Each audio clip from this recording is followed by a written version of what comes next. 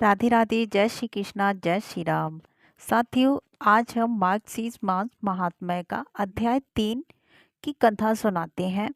आप सभी को मेरा राधे राधे, जय श्री कृष्णा, जय श्री राम। नारायण यानी विष्णु के पास नारद गए और बोले, आप मानवता के लिए एक खराब मिसाल है। आप हर समय शेषनाग के ऊपर लेटे रहते हैं।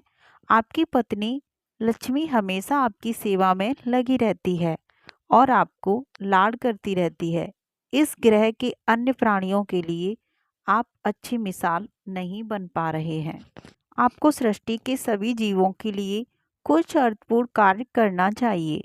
इस आलोचना से बचने और साथ ही अपने उत्थान के लिए विष्णु तप और साधना करने के लिए सही स्थान की तलाश में नीचे हिमालय तक आए।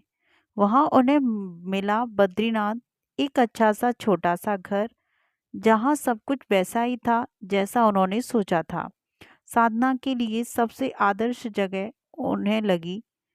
वह उस घर के अंदर गए। घुसते ही उन्हें पता चला कि यह तो शिव का निवास है और वह तो बड़े खतरनाक व्यक्ति हैं। अगर उन्हें गुस्सा आ गया तो वह आपका ही नहीं, खुद का भी गला काट सकते हैं। ऐसे में नारायण ने खुद को एक छोटे से बच्चे के रूप में बदल लिया और घर के सामने बैठ गए। उस वक्त शिव और पार्वती बाहर कहीं टहलने गए थे। जब वे घर वापस लौटे तो उन्होंने देखा कि एक छोटा सा बच्चा जोर जोर से रो रहा है। पार्वती को दया आ गई। उन्होंने बच्चे को उठाने की कोशिश की। शिव ने पार्वती को रोकते हुए कहा, इस बच्चे को मत छूना। पार्वती ने कहा, कितने क्रूर हैं आप, कैसी नासमझी की बात कर रहे हैं। मैं तो इस बच्चे को उठाने जा रही हूँ, देखिए तो कैसे रो रहा है। शिव बोले, जो तुम देख रही हो उस पर भरोसा मत करो, मैं कह रहा हूं ना, इस बच्चे को मत उठाओ। बच्चे के लिए पार्वती की स्त्री सुलभ मनोभावना ने उन्हें शिव की बातों को नहीं मानने दिया। उन्होंने कहा, आप कुछ भी कहें, मुझे कोई फर्क नहीं पड़ता। मेरे अंदर की माँ बच्चे को इस तरह रोते नहीं देख सकती। मैं तो इस बच्चे को जरूर उठाऊंगी। और यह कहकर उन्होंने बच्चे को उठाकर अपनी गोद में ले लिया। बच्चा पार्वती की गोद में आराम से था और शिव की तरफ बहुत ही खुश होकर देख रहा था। शिव इसका नतीजा जानते थे, लेकिन करें तो करें क्या। इसलिए उन्होंने कहा, ठीक है, चलो देखते हैं क्या होता है।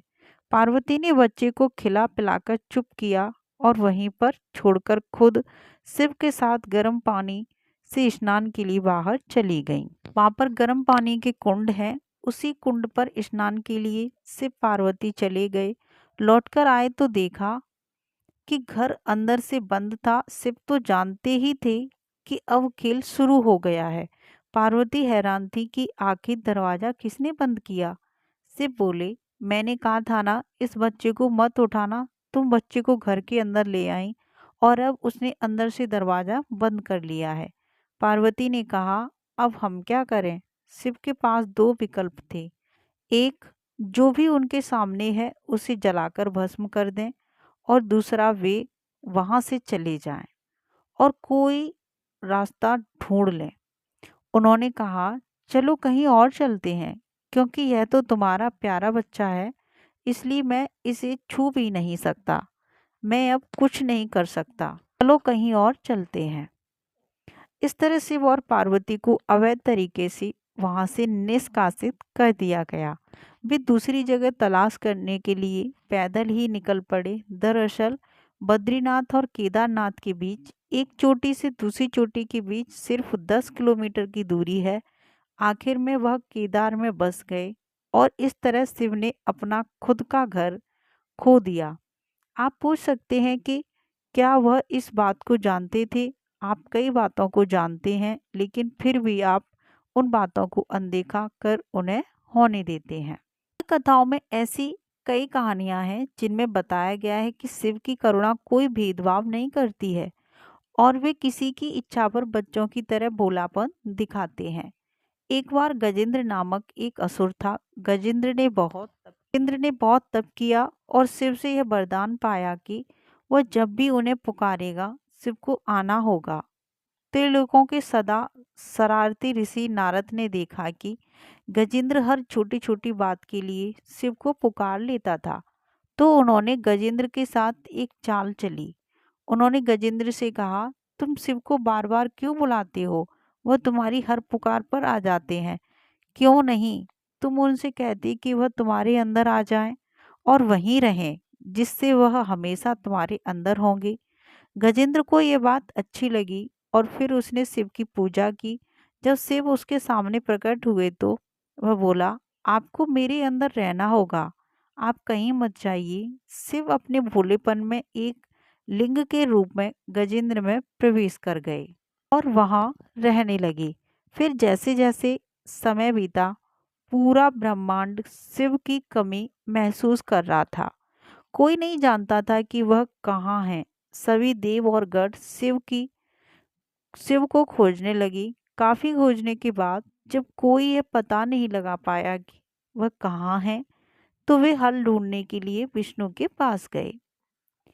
विष्णु ने स्थिति देखी और कहा, वह गजेंद्र के अंदर है। फिर देवों ने उनसे पूछा कि वे शिव को गजेंद्र के अंदर से कैसे निकाल सकते हैं, क्योंकि गजेंद्र शिव को अपने अंदर रखकर अमर हो गया था। हमेशा की तरह विष्णु सही चाल लेकर आए। देवगढ़ से भक्तों का रूप धरकर गजेंद्र के राज्य में आए और बहुत भक्ति के साथ शिव का स्तुतिगान करने लगे। का महान भक्त होने के कारण गजेंद्र ने इन लोगों को अपने दरबार में आकर गाने और नाचने का न्योता दिया। शिव भक्तों के वेश में देवों का यह दल आया और बहुत भावनाओं के साथ बहुत भक्तिपूर्वक वे शिव के लिए भक्ति गीत गाने लगे और नाचने लगे। शिव जो गजेंद्र के अंदर बैठे हुए थे, अब खुद को रोक नहीं सकते थे, उन्हें जवाब देना ही था। तो वह गजेंद्र के टुकड़े टुकड़े करके उससे बाहर आ गए। पूजा देवता और राक्षस, देव और असुर, श्रेष्ठ और अधम दोनों करते हैं। वह हर किसी के लिए महादेव हैं। विष्णु भी उनकी पूजा करते थे। विष्णु की शिव भक्ति को बताने वाली एक बहुत सुंदर कहानी बताती हूँ। एक बार विष्णु ने शिव से वादा किया कि वह शिव को 1008 कमल अर्पित करेंगे। वह कमल के फूलों की तलाश में गए और पूरी दुनिया में खोजने के बाद भी उन्हें सिर्फ 1007 कमल के फूल मिले। एक कम था। उन्होंने आकर सब कुछ शिव के सामने रख दिया। शिव ने अपनी आंखें नहीं खोली, वह सिर्फ मुस्कुराए, क्योंकि एक कमल कम था। फिर विष्णु ने कहा, मुझे कमल नयन कहा जाता है, जिसका अर्थ है कमल के फूलों की तरह आंखों वाला भगवान। मेरी आंखें किसी कमल की तरह सुंदर हैं, तो मैं अपनी एक आंख अर्पित करता हूँ। और उन्होंने तुरंत अपनी दाहिनी आंख निकालकर लिंग पर रख दी। इस तरह की भेंट से प्रसन्न होकर शिव ने विष्णु को प्रसिद्ध सुदर्शन चक्र भेंट किया। तो साथियों, ये कथा थी मार्गशीर्ष मास महात्म्य की अध्याय 3 की कथा थी। साथियों, आप सभी को कैसी लगी ये कथा, तो हमें कमेंट करके ज़रूर बताना। आप सभी को ये कथा पसंद आई हो तो लाइक करना वीडियो को। चैनल पर पहली बार आए हैं तो प्लीज़ चैनल को सब्सक्राइब कर लेना, बेल आइकन को ऑन कर लेना, जिससे कि आपको सभी वीडियो सही समय पर प्राप्त हो सकें। तो चलिए दोस्तों, आप सभी को राधे राधे, जय श्री कृष्णा, जय श्री राम। फिर मिलते हैं अगली वीडियो में। धन्यवाद।